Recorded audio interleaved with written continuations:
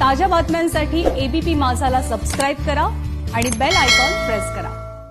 मुंबईतल्या कुर्ला नौपाडा विभागात एका सार्वजनिक शौचालयाची भिंत कोसळून 4 जण जखमी झालेत। यामध्ये एक महिला गंभीररीत्या जखमी झाली आहे।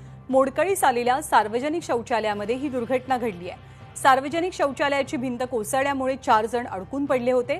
त्यातील 3घांना स्थानिकांनी तात्काळ बाहेर काढलं, पण ध्रुपदा रावलो या 48 वर्षीय महिला काही काळ भिंतीच्या ढिगाऱ्याखाली अडकून पडलेल्या।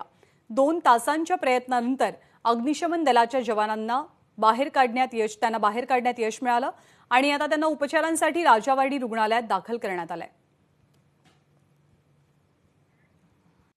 येथील नौपाडा विभागामध्ये सकाळी 7 वाजताच्या दरम्यान एका शौचालयाची भिंत कोसळलेली आहे आणि यामध्ये 4 जण अडकलेले होते। या आता 4ही जणांना बाहेर काढण्यात आलेले आहे। मी सध्या आहे याच शौचालयाच्या इथे। आपण पाहू शकतो ही या ठिकाणची वडारी चाळ आहे आणि या ठिकाणी साधारणतः 7 वाजताच्या दरम्यान ही घटना घडलेली आहे।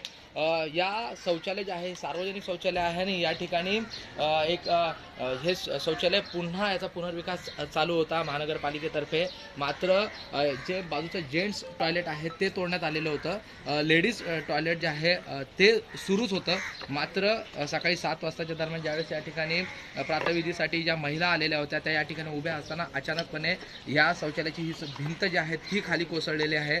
तब्बल 4 जण यामध्ये अडकलेली होती आणि घटनेची माहिती मिळताच अग्निशमन दल असेल किंवा विनोबा भावे नगर पोलीस स्टेशन असेल किंवा स्थानिक नागरिक असेल ते या ठिकाणी धावून आले आणि त्यांनी यातील 3 जणांना त्वरित बाहेर काढलेलं होतं। मात्र एक महिला तब्बल 2 ते 2.5 तास या ठिकाणी अडकून पडलेली होती।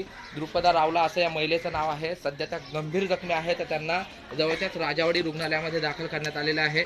एकूणच या संपूर्ण प्रकरणामध्ये आता स्थानिकांनी जे आहे ती चौकशीची मागणी केलेली आहे आणि जे दोषी आहेत त्यांच्यावर कडक कारवाईची मागणी करण्यात आलेली आहे। कॅमेरामन मोहन प्रशांत बडे, एबीपी माझा, मुंबई।